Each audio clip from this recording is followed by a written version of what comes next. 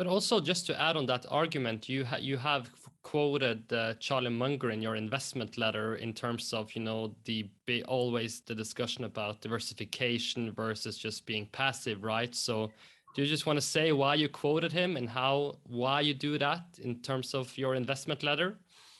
Yeah, look, there are many styles out there. And at the end of the day, I mean, I think if you charge a fee, you have to, I think you can only justify it if you add alpha. And if you cannot add alpha over time, you know, not one specific year, 2 specific years, but let's say 6, 7, 8 years, you have to provide it. Doesn't matter your style. And meaning alpha, the difference between investing in an index like the S&P or the Norwegian or the Swiss SMI or something like that, and then your own selection of choosing. And what I think the main reason is why this is hard for most out there that are professionally in this business is, in my view, because they are diversified. When you own 25 stocks, I think it's hard to find 25 ideas, believe it or not, that are outstanding, massively better than, you know, that are the next Google or the next this or next that. And that's just very hard. But because the market is inefficient, but it's not that inefficient either. And the market is also narrative driven, moody, can change its mind very quickly. So I think you need an edge in terms of you know, what you really know, that what Charlie calls the circle of competence, or the Buffett. And I think we have that, right? We define those resource investing, our circle of competence, not just, but mostly. And then you have to see something others don't see, and then you're going to go in there, and then hopefully over 5 years, like in Petrotal, people start to realize, wow, that reservoir is completely misunderstood. This is not a 50 million reservoir, this is a 100 million barrel reservoir. And that changes everything, and that's where your alpha comes from over 5 years. And at the same time, however, you have to, you don't want to lose your clients in times of volatility when COVID hits.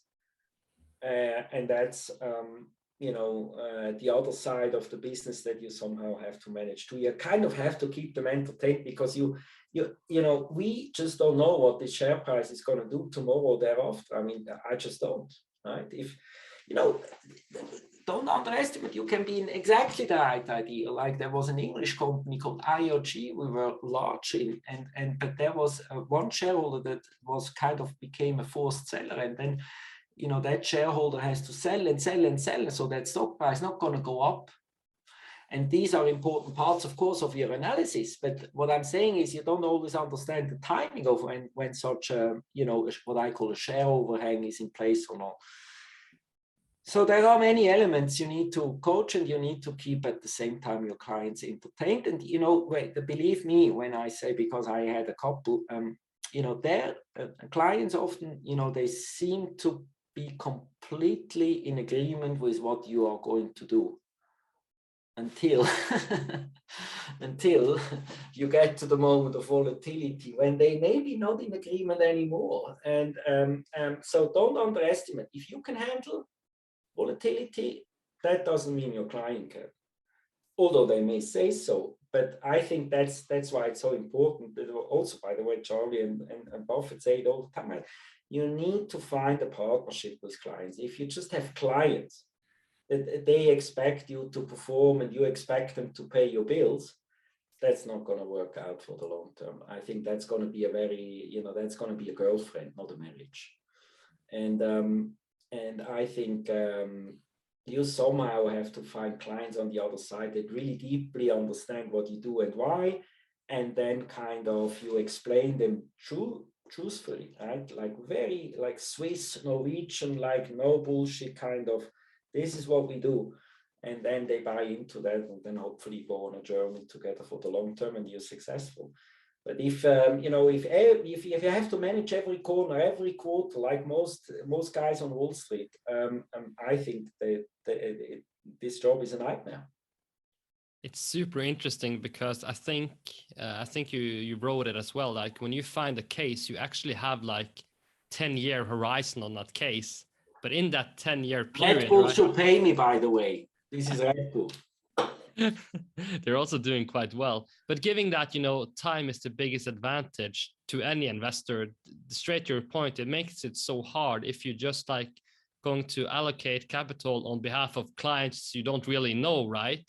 And you don't determine the market day up and day down, right? So it seems like yeah, exactly. You have look. I think you need a close relationship with your clients, or you're not going to have happy clients. My best. I have a lot of clients that used to work with me in Babcock and Brown, in the private equity company, in the software world that I used to run operationally and so on, in all sorts of kind of people that you picked up in the journey of your life, where we have a deep understanding of each other and we trust each other, and they know that I'm hardworking and that I'm serious and I really look at these things in serious. Those relationships work fantastic, right? Even if we have those high volatility, which we had in 2000, right, at 2020. I just told them, don't look at it. Don't. We didn't buy rubbish. We have a fantastic reservoir. What I'd like to say to them, really like Munger, right? We buy companies, not stocks. If you're in the stock buying business, I find it very hard. If you're in the company buying business, few things that you really understand and not pretend to understand, industrially kind of understand, and on top have a bit of a risk management layer, I think you're going to be fine. It's not for everyone, because there are many styles, many ways to roll. And I don't think mine is made for others, right? That's me. I think everyone has to find out who they are and what they can do best. There are incredibly talented people out there also on Twitter, high frequency traders, or, these quant guys, and they just don't like, they say, what they say on Twitter? They say, oh, let's not have risk over the weekend. And I'm thinking, what are they talking about? Right? But that's how they are. They like to have, a daily thing.